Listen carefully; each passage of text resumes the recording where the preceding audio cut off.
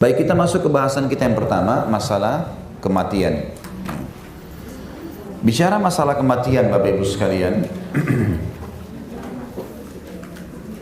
ada hal yang harus kita pahami, dan memang ini fakta lapangan. Kalau Allah yang Maha Suci dan Maha Sempurna menciptakan semuanya berpasang-pasangan, seperti malam dan siang, laki-laki dan perempuan, sehat dan sakit, kaya dan miskin, ya. Kemudian muda dan tua, hidup dan mati, dunia dan akhirat, ini berpasang-pasangan. Dan harus kita paham ini dijadikan sebagai sebuah pemahaman dasar dalam kehidupan kita. Kita nggak mungkin sehat selamanya, pasti kita sakit. Nah, kalau kita paham ini pasti terjadi, sebagaimana kita sehat kita akan sakit, maka pada saat sakit kita bisa menerima itu. Karena kita tahu, oh dulu kan saya sehat, pasti saya juga akan sakit. Saya dulu muda, saya pasti akan tua. Gitu. Sekarang ada pagi, akan ada malam. Gitu. Ada lapar, ada kenyang, semua berpasang-pasangan ini. Termasuk ada hidup dan ada mati. Sehebat apapun Bapak Ibu menjaga kesehatannya, olahraganya, suplemen vitaminnya, ya, udara yang segar dan bersih, tetap kalau datang ajalnya mati. Tentu kita dianjurkan dalam Islam untuk ikhtiar. Kita harus hidup di lingkungan yang sehat, makan makanan yang halal dan sehat, gitu kan. Kita menggunakan tinggal di lingkungan yang sehat, itu dianjurkan dalam Islam. Tetapi itu tidak ada hubungannya dengan kematian. Karena kalau mati sudah datang, maka akan datang. Nggak ada hubungannya sama sekali. Ada orang subhanallah hidup di lingkungan kotor sekali, penuh dengan penyakitan, gitu kan. Ada cuplikan saya lihat di salah satu wilayah kita di Indonesia, hidup di sekitar sampah, gitu kan. Setiap hari dengan sampah, hidup di situ, mandi dengan air kotor, hidup, gitu. Enggak, kalau sehatnya mungkin masih dibahas, karena itu pasti akan mendatangkan penyakit. Tapi dia tidak mati karena ajalnya belum datang.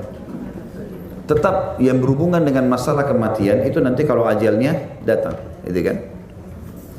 Dan ini fakta, jangan kita lalai seakan-akan kita akan hidup selamanya. Harus kita bisa nerima ini. Orang kalau bentrok dengan sunnatullah ini, dia susah hidup, Bapak Ibu sekalian. Seperti misal gini, muda dan tua. Kalau ada orang susah menerima masa tuanya, dia akan bergaya muda terus. Nah, susah. Dia nggak mau terima kalau keriput. Loh, memang sudah saatnya. Nggak bisa, mau ditarik bagaimanapun tidak mungkin kembali seperti yang muda. Jadi harusnya difahami masalah itu. Artinya boleh kita mengadakan perawatan, tidak ada masalah. Tapi fakta harus kita terima. Dulu kita kuat, sekarang kita lemah, itu wajar itu. Wajar. Dulu kita tegak, sekarang kita sudah mulai bungkuk, itu wajar. Dulu rambutnya hitam semua, sekarang sudah ubanan, itu wajar. Sunnatullah itu. Sunnatullah. Orang yang bisa terima ini malah lebih tenang hidupnya. Karena tahu, oh, ternyata memang sudah saatnya, gitu kan? Sudah saatnya. Yaitu sunnatullah. Dan kata para ulama, semua ini Allah ciptakan agar memberikan gambaran kepada seluruh manusia kalau mereka punya pencipta, Allah yang menentukan hidup mereka. Dan memang itu akan ditinggalkan semua di dunia dan kita akan menuju kepada kehidupan yang abadi di akhirat sana. Itu berhubungan dengan masalah definisi kematian kurang lebih, ya. Dan mati ini kalau dalam Islam adalah pintu untuk menuju kepada kehidupan abadi. Ambil sebuah statement dari saya ini, mati adalah awal segalanya dan bukan akhir segalanya. Itu konsep dasar yang harus kita pahami. Mati adalah awal segalanya dan bukan akhir segalanya. Jadi kalau ada orang mati dalam Islam, itu sebenarnya dia baru memulai kehidupan abadinya. Awal segalanya, bukan akhir segalanya. Kan banyak orang kalau ada kematian dia nangis-nangis, dia teriak-teriak. Sebenarnya yang meninggal itu sedang menuju kepada keabadian, kitanya yang belum. Kenapa harus ditangisi? Islam tidak melarang kita merasa sedih karena kehilangan, tapi tidak boleh niyaha. Tahu niyaha ya? Orang yang teriak-teriak, pukul-pukul badannya, tarik rambutnya, sampai bahasa-bahasa yang tidak benar, mendoakan keburukan. Kenapa dia mati? Kenapa bukan saya saja? Itu kan semua tidak boleh dalam Islam. Namanya niyaha. Imam Az-Zahabi rahimahullah masukkan dalam kategori dosa besar, ya, nggak boleh. Dan ini kan kita bahas nanti larangan menginginkan mati, gitu kan. Ada bahasan sendiri yang akan kita bahas sebentar lagi masalah itu. Yang jelas mati adalah awal segalanya. Makanya para sahabat ridwanullahi alaihim, kalau mereka ada di antara mereka yang sakit dan mau meninggal, maka datanglah teman-temannya berkata, berita gembira, engkau akan menuju kepada kehidupan yang sebenarnya. Yang penting memang dalam keadaan beriman dan beramal soleh. Itu poinnya. Sampai ada seseorang di antara mereka dari kalangan tabi'in yang sakit, kemudian datang teman-temannya berkunjung. Lalu dia berkata, perjalanan masih panjang gitu kan. Saya belum punya persiapan amal. Kata teman-temannya, bukankah selama hidup kamu mengikuti sunnah? Kamu hidup di atas sunnah Nabi SAW? Kata dia, iya. Kata para teman-temannya, mati saja. Apa yang kamu takuti? Berarti kamu akan mendapatkan hasil dari perbuatanmu sekarang. Bagaimana sih kalau seorang pegawai, Bapak Ibu sekalian, kerja sepanjang bulan, capek kerja, keluar pagi-pagi, kerjain pekerjaan, terus mendekati masa penerimaan gajinya, gembira nggak? Itu poinnya orang kalau mati itu sebenarnya. Kita kalau dalam Islam, asal hidupnya terisi dengan amal saleh, maka puncaknya memang saatnya kita menerima hasil kita. Itulah kematian. Maka mati bukan sesuatu yang harus membuat kita ketakutan, kecuali memang dasarnya dia tidak beramal. Ada amalnya sepanjang hari, hidupnya cuma tahu gosipin orang, cuma tahu lihat yang haram, cuma tahu dengar yang haram, ya susah memang. Dia akan minta pertanggungjawaban gitu kan. Yang membuat dia rasa takut itu. Kalau orang-orang beriman tidak ada rasa takutnya. Bahkan Nabi SAW waktu mau meninggal dunia, beliau mendatangi kuburan Baqi di akhir hidupnya, waktu lagi sakit, sebelum sakit ya. Beliau sakit beberapa hari lalu meninggal alaihissalam. Beliau ditemani oleh salah satu pegawainya, maksudnya pelayannya beliau sallallahu alaihi wasallam, masuk Baqi, lalu beliau mengatakan, setelah mengucapkan doa-doa untuk mereka, beliau mengatakan, sungguh fitnah telah datang, dan ketahuilah, aku telah diberikan pilihan oleh Tuhanku untuk hidup di dunia sampai menjelang hari kiamat. Nabi SAW dapat pilihan, dan ini hanya untuk nabi-nabi saja. Sekali lagi, hanya untuk nabi-nabi. Kalau mereka mau meninggal, Bapak Ibu sekalian, mereka diberikan kesempatan untuk milih, mau dipanjangin lagi umurnya atau sudah mau saatnya direnggut nyawanya gitu. Seperti itulah. Kata Nabi SAW, aku diberikan pilihan untuk hidup sampai menjelang hari kiamat dan memimpin dunia, menjadi raja dunia, menguasai. Nabi Muhammad SAW, dan aku nanti kalau mati masuk surga. Dan aku disuruh pilih yang kedua, mati sekarang dan aku masuk surga. Maka aku memilih untuk mati sekarang dan masuk surga. Bisa ditangkap poinnya? Nabi SAW dikasih pilih jadi raja, semua kekayaan dunia di tangan beliau, umurnya panjang sampai hari kiamat, memimpin dunia dengan mati sekarang. Nabi pilih apa? Mati. Kenapa Nabi pilih mati? Karena beliau tahu sebenarnya ujungnya juga akan mati nih. Dan orang kalau lepas dari kehidupan dunia ini, Bapak Ibu sekalian, sebenarnya mendapatkan kebahagiaan loh.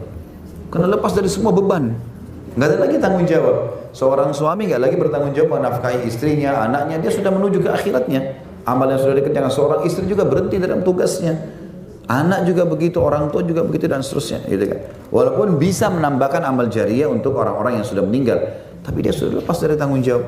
Kepenatan dunia sudah dilewati, menuju kepada kehidupan yang abadi. Kegembiraan seorang mukmin karena dia tahu dia punya kehidupan abadi di sana. Coba deh Bapak Ibu terapkan dalam hidup, oh dunia, saya akan lalui. Jadi mudah semua tuh. Ada orang utang nggak bayar, kita tagih, coba berusaha. Tidak, ya sudah, jadi amal buat saya di akhirat. Selalu baik. Ada orang yang jahatin kita, fitnah segala macam. Oh, toh juga nanti Allah akan balas di akhirat. Ada bahasa ini membuat hati tenang. Kita tahu ternyata di sana ada kehidupan abadi yang akan menyelesaikan semua. Dan memang itu rukun iman kita. Rukun iman yang wajib kita yakini, adanya kematian, adanya kehidupan, dan ini semua akan kita bahas panjang lebar sampai 2 kitab ini membahas masalah kehidupan akhirat tadi. Baik, kita masuk Bapak Ibu sekalian ke kurang lebih kita bahasakan pasal pertama dalam masalah mati ini, larangan menginginkan mati dan berdoa memintanya. Ya, ini dilarang ya. Sebab bencana yang menimpa harta maupun tubuh. Jadi tidak boleh orang misalnya karena sakit, ya Allah matikan aja saya. Atau mungkin karena bangkrut usaha, ya Allah matikan saja. Ini larangan. Tidak boleh. Mati akan datang. Tidak usah kita berharap mati.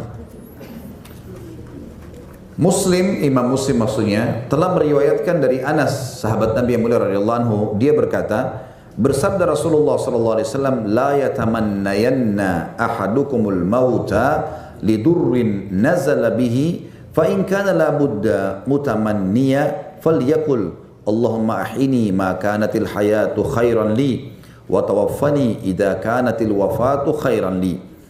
Sekali-kali jangan ada seorang pun dari kalian atau dari kamu sekalian yang menginginkan mati sebab bencana yang menimpahnya, penyakitnya, bangkrut usaha, terjadi peperangan, tidak usah berharap mati. Lalui sampai batas waktu di mana Allah sudah tentukan. Kalaupun terpaksa dia menginginkan, misal dia sudah tidak bisa tahan lagi dengan masalah yang dihadapi, maka ucapkanlah ini. Ya Allah, hidupkanlah aku jika hidup itu lebih baik bagiku, dan matikanlah aku jika mati lebih baik bagiku. Maksudnya Allah, sering kali dibacakan doa ini, ajaran Nabi SAW oleh para sahabat. Kalau seandainya setelah kejadian ini, ya, peperangan kah, penyakit kah, hidupku lebih baik dalam ketaatan, hidupkanlah aku ya Allah. Kalau lebih buruk, maka matikanlah aku. Artinya Allah yang memilihnya. Itulah, itu tidak ada masalah. Gitu kan. Ini juga termasuk hati-hati dengan doa-doa lisan yang sering diucapkan orang ya. Sedikit saja macet, mati. Ada apa? Mati deh. Ya. Apa hubungannya mati? Ada hubungannya dengan mati. Ya. Masakannya gosong, mati. Apa hubungannya masakan gosong dengan mati? Ya. Jadi kalimat mati tinggalin udah. Kecuali kita memberikan peringatan kepada orang. Juga dari Anas radhiyallahu anhu dia berkata, bersabda Rasulullah sallallahu alaihi wasallam, sekali-kali jangan ada seorang pun dari kamu sekalian yang menginginkan mati, dan jangan berdoa memintanya sebelum ia datang kepadanya. Karena sesungguhnya jika seseorang dari kamu sekalian mati, berarti terputuslah amalnya. Padahal sungguh bertambahnya umur seorang mukmin hanyalah menambah kebaikan baginya.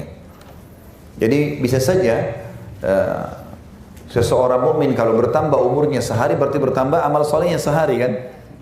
Itu lebih baik buat dia. Kalaupun cobaan, membersihkan dosanya. Kita tahu bencana dan cobaan dalam Islam adalah pembersihan dosa, peninggian derajat. Gak ada yang sia-sia bagi orang beriman. Maka jangan dia berharap kematian sampai memang datang saatnya. Adapun menurut riwayat Imam Bukhari, sekali-kali janganlah ada seorang pun dari kamu sekalian yang menginginkan mati. Jika dia orang baik, barangkali dia akan bertambah kebaikannya, dan jika dia orang jahat, barangkali dia akan memohon keridhaan Allah atau taubat. Tentu ini dalam footnote kita di bawah semua ditulis ya. Kalau tadi itu yang hadis yang pertama sekali kita baca tidak boleh berharap kematian, ada footnote nomor 1 di halaman 11, Sahih Bukhari nomor 5671 dan Sahih Muslim nomor 2680. Dan hadis yang kedua tadi yang kita baca masih di halaman 11 di footnote nomor 2 Sahih Muslim nomor 2682. Dan hadis yang baru saja kita bacakan tadi di footnote nomor 3 hadis Sahih Bukhari nomor 5673. Sedangkan Al-Bazzar salah satu penyusun buku hadis. Ya, seperti Bukhari, Muslim, Al-Bazzar juga punya buku hadis. Dia meriwayatkan dari Jabir bin Abdullah radhiyallahu anhuma. Jabir dan Abdullah adalah sahabat Nabi, dia dan ayahnya, berkata, bersabda Rasulullah SAW, janganlah kalian sekalian menginginkan mati karena kedahsyatan di awal kematian amatlah berat, dan sungguh bahagia jika seorang hamba diberi panjang umur lalu Allah mengaruniakan taubat kepadanya. Hadis ini sanadnya hasan, diriwayatkan oleh Imam Ahmad juga di nomor 332, dan Al-Haythami juga menyebutkan dalam Majma' Az-Zawaid nomor 203. Sekarang kita masuk ke sub yang lain. Hakikat mati itu menurut para ulama, kematian bukan sekedar ketiadaan atau kebinasaan belaka, tetapi sebenarnya mati adalah terputusnya hubungan ruh dengan tubuh, terhalangnya hubungan antara keduanya, dan bergantinya keadaan dari satu alam ke alam lainnya. Jadi kurang lebih kalau kita simpulkan dua hal yang ditekankan oleh Imam Qurtubi di sini rahimahullah. Beliau mengatakan kematian definisinya adalah berpisahnya ruh dengan tubuh. Ya. Karena sekarang yang membuat kita bisa bergerak, bisa melihat, bisa ngomong, segala macam adanya ruh dalam tubuh kita. Badan ini seperti kendaraannya, ya. Nah, ruh ini dikeluarkan karena sudah saatnya dia harus berpisah dengan jasad tadi. Dan bergantinya keadaan ruh itu dari alam dunia ke alam lainnya, maksudnya alam barzah. Alam barzah, ya. Dan ruh tidak akan pernah kembali lagi ke alam dunia. Jadi nggak benar tuh kalau ada yang mengatakan pada saat orang meninggal masih ada 40 hari ruhnya di rumahnya. Nah, itu sudah tidak ada, ruhnya sudah dibawa ke alam barzah, udah nggak ada hubungannya sama sekali. Ya, makanya Nabi SAW berkata, hari Jumat adalah hari yang paling mulia, maka perbanyaklah salawat untukku karena salawat kalian akan dihantarkan kepadaku. Maksudnya dibawa ke alam barzah di mana Nabi SAW di sana, karena semuanya hidup di sana. Ya. Kemudian beliau mengatakan mati termasuk musibah terbesar dan Allah SWT menyebutnya dengan nama musibah. Yang dimaksud dengan musibah di sini adalah kata para ulama dia akan menjadi musibah bagi orang-orang kafir atau orang fasik yang tidak sempat bertaubat dan beriman. Dan yang dimaksud musibah bagi orang yang sedang meninggal kalau orang beriman adalah keluarganya merasa kesedihan. Tapi bagi orang beriman sendiri bukan musibah. Bagi orang beriman sendiri kata ulama dia bukan musibah. Sebagaimana sudah saya jelaskan tadi, dia malah kebaikan menuju kepada kehidupan abadi. Allah berfirman dalam surah Al-Maidah ayat 106, A'udzu billahi minasyaitonir rajim fa asabatkum musibatul maut. Lalu kalian ditimpa musibah kematian. Saya sudah bilang tadi, ini akan menjadi hal yang berat bagi orang-orang yang kafir dan fasik, dan dia akan menjadi musibah bagi keluarga orang-orang beriman yang merasa sedih, ya. Dengan demikian mati memang musibah terbesar dan bencana paling dahsyat. Ya, tentu di sini kerinciannya adalah bagi orang yang tidak sempat beriman dan beramal saleh. Sungguh pun demikian para ulama kita mengatakan bahwa ada musibah yang lebih besar daripada mati, yaitu lalai terhadap kemati, tidak peduli dan jarang memikirkannya, serta tidak beramal baik sebagai persiapan untuk menghadapi kedatangannya. Padahal mati itu sendiri merupakan pelajaran bagi orang yang mau mengerti, sekaligus pemikiran bagi orang yang mau berfikir.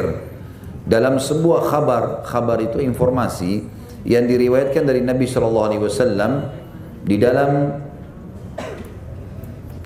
sebuah riwayat, tapi riwayat ini dilemahkan oleh para ulama hadis, ya. Andaikan binatang ternak mengerti atau pelajaran dari kematian sebagaimana yang kalian ketahui, niscaya tidak ada seekor binatang gemuk yang bisa kamu makan, ya. Tapi riwayat ini tentu dilemahkan oleh para ulama. Yang jelas di sini mati itu akan menjadi musibah bagi orang-orang yang memang tidak ada persiapan untuk itu. Ini mirip dengan sabda Nabi SAW, orang yang cerdas dari umatku, orang yang selalu punya persiapan untuk menghadapi kematian, dan orang yang bodoh adalah orang yang berangan-angan sampai akhirnya dia tidak berbuat amal sedikit pun. Gampang, saya masih muda, itu kan nanti aja, ya. Besok aja sholat malamnya, ya. Nanti aja puasanya, terus aja syaitan bisikin dan diiyakan. Ini orang yang bodoh sebenarnya, ya, karena syaitan memang tidak mau kita beramal saleh, ya. Tidak mungkin syaitan membiarkan kita beramal saleh. Maka sekali luput amal soleh di hari itu, maka akan luput kebaikan yang banyak dari kita dan tidak bisa diperbaikin. Riwayat lain menyebutkan bahwa seorang badui berjalan mengendarai ontanya, tiba-tiba onta itu jatuh tersungkur lalu mati. Maka badui itu turun mengitari kendaraannya dan bertanya-tanya, kenapa kamu tidak mau berdiri? Kenapa tidak mau bangkit? Anggota tubuhmu masih lengkap dan seluruh alat indramu masih utuh. Tapi mengapa? Apa yang membuatmu begini? Apa yang menjadikanmu bisa berdiri? Dan apa yang membuatmu sekarang tersungkur? Dan apa yang telah mencegahmu untuk bergerak? Akhirnya onta yang sudah tidak bernyawa itu pun ditinggalkannya. Dia pulang sambil tetap terheran-heran memikirkan kejadian tadi. Artinya mati itu pasti akan datang dan tidak mungkin luput dari seseorang. Sampai orang Badui ini diberikan gambaran bagaimana dia naik unta yang segar, sehat, terus tiba-tiba tersungkur jatuh. Dan karena dia tidak memiliki ilmu, maka dia bertanya-tanya, kenapa? Dia berusaha mendorong tapi tidak akan bisa bergerak. Seperti itulah kurang lebih kasus kematian kalau datang kepada seseorang. Kata beliau benar, orang-orang pun menyenandungkan syair tentang seorang tokoh pemberani yang tiba-tiba mati. Sebelum kematiannya tiba, Pertanda telah datang mengabarinya. Ia jatuh terkapar, terhengak pada tangan dan mulutnya.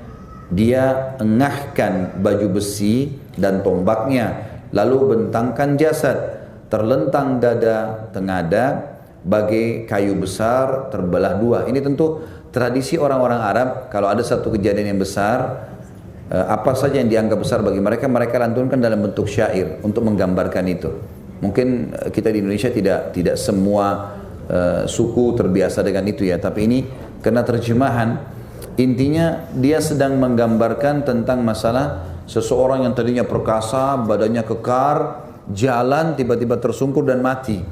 Maka dijadikanlah sebagai sebuah syair untuk itu. Dia mengatakan, oh kasihan penunggang kuda kesatria, ada apa denganmu? Kekuatan sirna, kekuatan telah sirna dan tak bicara. Ini dua tangannya, ini semua ragahnya, tidak satupun terluka, tidak tercerai juga. Oh betapa sedih, tiada ada kata, tidak ada jawaban dari orang itu. Jika Allah menjatuhkan kadarnya, musibah besar menghampiri anda, tak kala tidak menganggungkannya. Kemudian adalah berita nyata, kita di sini menjadi saksi betapa dahsyat ketika terjadi, namun ingin selalu diingkari. Artinya banyak orang subhanallah, dia tahu mati. Ada kerabatnya sudah mati sebelum dia. Ada ayahnya, ada ibunya, ada kakeknya, ada neneknya, ada tetangganya, ada orang pasangan hidupnya, ada anaknya. Dia tahu sudah mati depan matanya dan dia tahu ini terjadi pada orang yang sebelumnya sehat. Berarti akan terjadi juga pada dia. Kenapa dia selalu lupa? Seakan-akan dia tidak akan pernah terjadi, tidak akan terjadi padanya. Itu kekonyolan sebenarnya. Sehingga terus lalai dan lalai dalam kelalaian dan tidak mau taubat, tidak mau kembali ke jalan Allah Subhanahu wa taala. At-Tirmidzi ini salah satu ulama hadis dari pemilik buku 6 buku yang masyhur ya, ada Bukhari, Muslim, Abu Dawud, Tirmidzi salah satunya, Nasai dan Ibnu Majah. Al-Hakim ya, Al-Hakim juga adalah salah satu ulama hadis yang memiliki buku namanya Mustadrak ya. Buku hadis juga dijadikan rujukan oleh para ulama. Abu Abdillah meriwayatkan dalam Nawadir Al-Usul, telah bercerita kepada kami Qutaibah bin Sa'id dan Al-Khatib bin Salim dari Abdul Aziz Al-Majishun dari Muhammad bin Al-Munqadir, dia berkata salah seorang anak dari Nabi Adam alaihissalam meninggal dunia. Maka beliau berkata, hai Hawa, anakmu telah mati. Apa mati itu? Tanya Hawa. Jadi ini pada saat awal kejadian kematian, gitu kan? Nabi Adam menjawab, tidak makan, tidak minum, tidak berdiri, dan tidak duduk. Maka Hawa pun menangis dengan keras. Akhirnya Nabi Adam berkata, hindari dirimu dan anak-anak perempuanmu dari tangis keras. Aku dan anak-anakku laki-laki tidak bertanggung jawab atas hal itu. Dan ini tentunya hadis yang dianggap munqati', artinya terputus jalurnya. Tetapi Al-Munqadir yang meriwayatkan riwayat ini adalah orang yang terpercaya, ya.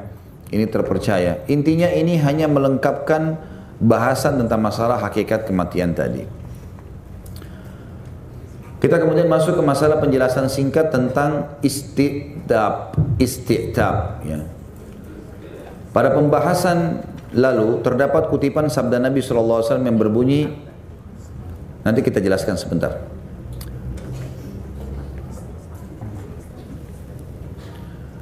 Fala'allahu an yasta'tiba, barangkali dia akan meminta ridha.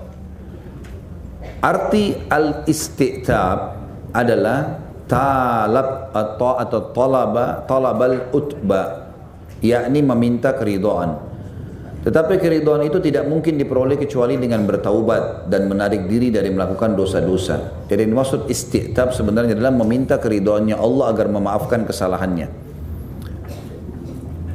Jadi kalau orang menyadari kematian pasti akan datang Bapak Ibu sekalian, maka dia akan isti'tab. Artinya dia akan coba berusaha bermuhasabah, kemudian meminta maaf kepada Allah kalau dia punya kesalahan, meminta agar amal-amal soleh yang sudah dikerjakan disempurnakan pahalanya. Itu namanya isti'tab ya. Disebutkan oleh Al-Jauhari dalam Al-Jauhari ahli bahasa, al-ista'taba artinya talaba an yu'taba, atau dia minta untuk diridhai. Jika kamu berkata ista'tabahu fa'ataba atau fa'atabani. Ini artinya adalah aku telah meminta ridhonya, maka ia pun membuat aku senang. Dalam Al-Quran pun ada pernyataan mengenai orang-orang kafir. Ini subhanallah, kalau bahasa Arab memang lebih baik tulis dalam bahasa Arab ya. Kalau ditulis dalam bahasa Indonesia begini kadang-kadang membacanya ya agak sulit ya, apalagi kalau tulisannya agak berbeda. Seperti menulis antara ta dengan ta itu beda dalam bahasa Indonesia kan. T biasa dengan TH itu harus dibaca dengan berbeda. Baiklah. Seperti Allah sebutkan dalam surah Fussilat ayat 24, A'udzu billahi minasyaitonir rajim wa in yasta'tibu fama hum minal mu'tabin. Dan jika mereka meminta ridha, maka tidaklah mereka termasuk orang-orang yang diridhai. Maksudnya adalah kalau orang sudah sempat meninggal dunia, maka tidak ada lagi permintaan ridho kepada Allah. Udah nggak bisa orang mati meminta ridhonya Allah. Apa yang dia lakukan dia akan terima. Allah sudah berikan dia umur yang cukup. Allah sudah berikan dia peringatan-peringatan yang sudah sering saya bahasakan pada saat kita dulu membahas kitab Bulughul Maram ya. Kalau hati-hati, Allah dengan kemahasempurnaannya menyayangi kita, Bapak Ibu sekalian, sangat sayang dengan kita. Terbukti ahli maksiat masih dikasih makan dan minum, gitu kan? Masih dikasih kesempatan taubat. Tentu beda dengan orang yang beriman. Kalau orang beriman dia sudah beramal saleh, maka Allah lipat gandakan pahalanya. Tapi Allah sangat sayang. Terbukti dalam hidup kita, walaupun kita sudah buat salah berulang-ulang, Allah masih kirimkan sinyal-sinyal agar kita taubat, gitu kan? Ada orang mau berbuat salah misalnya, maka Allah berikan dia rasa takut, khawatir, ya mau melangkah, merasa ketakutan. Kalau dia tetap melanggar, maka Allah datangkan peringatan yang lebih besar. Ya. Misal dia mau berzina, nanti akhirnya pasangannya telepon misalnya, dia tetap tidak hiraukan, maka datang peringatan lebih besar lagi. Mungkin ada tetangganya yang lihat, mungkin supaya dia malu gitu kan. Tidak mau juga, maka nanti di hotelnya ketangkap dengan polisi ya. Nanti masuk ke media. Kalau tetap juga keras kepala, sudah peringatan tentang begini, Allah rubuhin sekarang itu hotel ya. Nanti ketangkap, kebongkar, dikeluarkan dalam kondisi naudzubillah telanjang, dipermalukan oleh Allah. Jadi harus hati-hati, dan Allah itu bentuk kasih sayangnya ya, Allah berikan peringatan. Dalam hal ibadah misalnya, kadang-kadang mungkin kita masih ngantuk malam hari, tapi kita terkaget ya. Mungkin karena tangisan anak, kalau ibu-ibu mungkin masih punya anak kecil, atau mungkin kita digigit nyamuk, kadang-kadang kita bangun sambil marah-marah. Tapi kalau kita renungi dengan keimanan, Allah bangunkan kita dengan cara itu, supaya bangun sholat malam. Bentuk kasih sayangnya Allah SWT. Jangan selalu dibawa dengan masalah sangka buruk dan pikiran-pikiran tidak baik. Ketahuilah Bapak Ibu sekalian, kalau seandainya ada seorang teman yang buruk menghubungi kita, atau kita ingin ada perasaan melakukan perbuatan buruk, itu berarti pelanggaran dan Allah tidak suka, jangan dilakukan. Dan kalau ada teman baik yang sedang menelpon kita, mengajak kita pada perbuatan yang baik, atau ada hati kita ingin berbuat kebaikan, kerjakan tanpa harus berpikir ya, karena memang itu yang Allah subhanahu wa ta'ala ridhai. Seseorang harus berpikir ke situ supaya tidak ada hisab yang berat buat dia pada hari kiamat nanti. Makanya Umar bin Khattab mewasiatkan kepada kita semua, hasibu anfusakum qabla an tuhasabu. Hisab diri kalian sebelum kalian nanti dihisab hari kiamat. Nanti kalau setiap hari ini Allah berikan kita fasilitasnya, bisa bernafas, fasilitas mata, segala macam, kekuatan, kita bisa bergaul, kita bisa mendapatkan harta sehingga beli makanan. Itu semua bukan kosong, akan ada pertanggungjawabannya. Dari mana sumbernya, apa yang kamu lakukan, itu semua akan ditanya hari kiamat. Kamu gunakan di mana, kamu dapatkan dari mana. Jadi bukan sembarangan ya. Kemudian yang terakhir dalam pasal kita ini adalah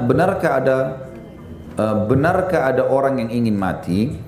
Adapun mengenai siapakah yang menginginkan mati, maka riwayat dari Sahal bin Abdullah At-Tusturi bahwa dia berkata, tidak ada yang menginginkan mati kecuali 3 kelompok.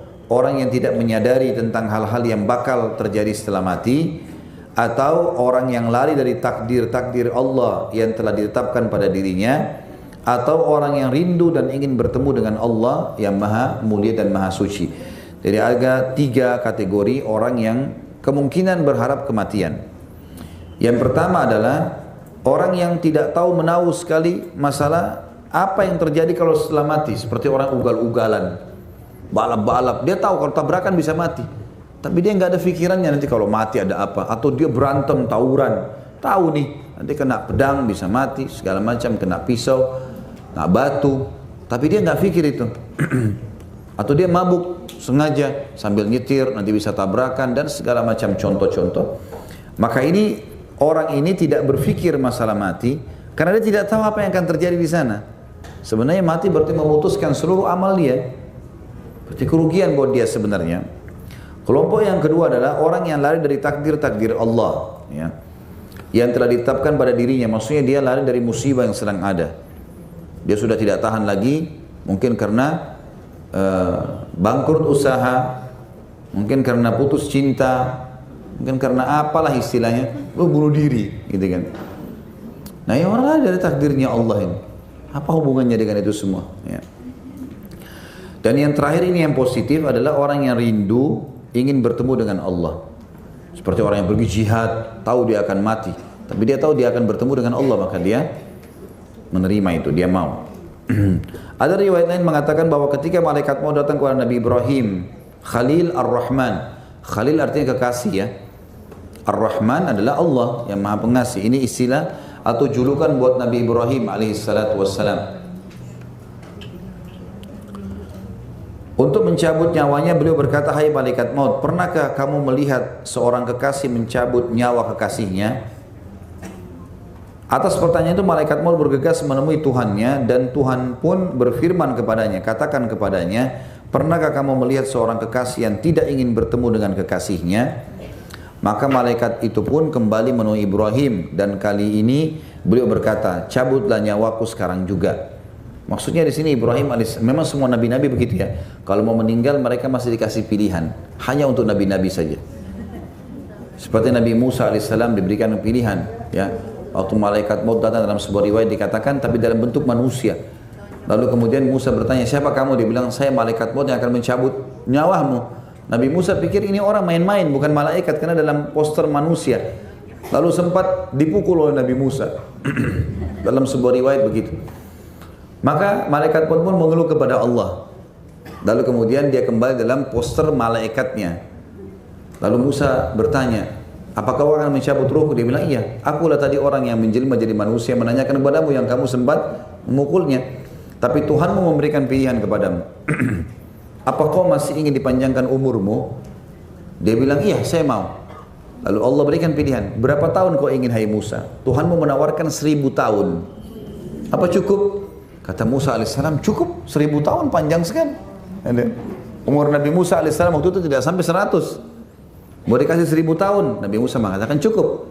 Lalu tiba-tiba Allah ilhamkan dalam hati Musa alaihissalam untuk bertanya lagi, "Sebentar, setelah 1000 tahun nanti saya mati nggak?"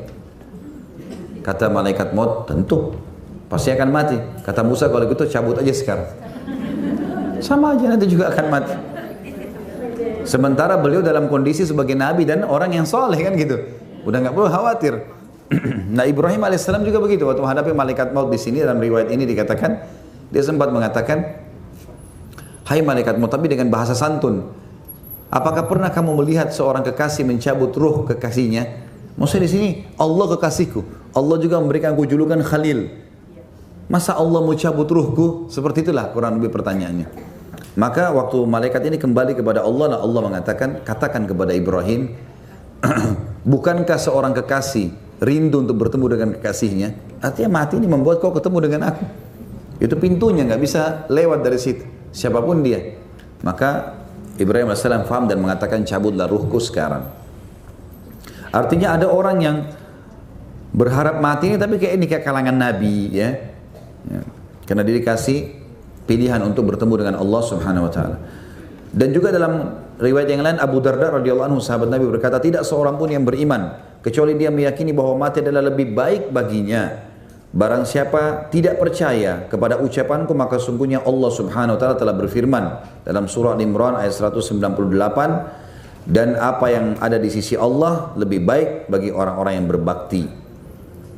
Dan juga firman Allah dalam surah Al-Imran 178, "Dan janganlah sekali-kali mereka yang kafir itu menyangka bahwa pemberi tangguh kami kepada mereka, maksudnya umur yang masih ada, lebih baik bagi mereka." Begitu pula Hayyan bin Aswad berkata, "Mati adalah jembatan yang mengantar seorang kekasih kepada kekasihnya." Maksudnya kita akan menuju kepada kehidupan abadi. Jadi orang-orang beriman tidak akan pernah merasa sedih dengan itu. Allahu a'lam. Dan kita berdoa agar seluruh amal saleh yang pernah kita kerjakan sekecil sampai sebesar apapun diterima dengan kemahamurahannya sampai menjelang ajal datang nanti. Dan semoga seluruh dosa yang pernah kita kerjakan sekecil sampai sebesar apapun juga dimaafkan dan diganti dengan kemahamurahan Allah menjadi pahala. Dan kita selalu berdoa agar seluruh muslimin di Indonesia di bawah naungan ukhuwah Islamiyah mereka selalu bersatu dan juga mereka selalu beribadah sesuai dengan wahyu Al-Quran dan Sunnah. Dan semoga Indonesia dikaruniai pemimpin muslim yang adil yang kembali kepada Al-Quran dan Sunnah juga, dan semoga Indonesia menjadi contoh bagi negara-negara yang lain. Dan tidak pernah lupa kita doakan saudara kita di Palestina, di Syria, di Yaman, di Irak, di Myanmar, di Aqsa, dimanapun mereka berada sedang tertindas. Semoga Allah ikhlaskan niat mereka, terima para syuhada mereka, mulakan Islam di tangan mereka dan tangan kita semua, dan semoga Allah partisipasikan kita bersama mereka di pahala baik dengan doa, dengan harta juga dengan jiwa kita, dan semoga Allah dengan kemahamurahannya menyatukan kita semua di surga firdausnya tanpa hisab bersama kita di majelis ilmu yang mulia ini. Kalau ada benar dari Allah pada saudara saya mohon dimaafkan. Subhanakallahumma bihamdika asyhadu an la ilaha illa anta astaghfiruka wa atubu ilaik. Assalamualaikum warahmatullahi wabarakatuh.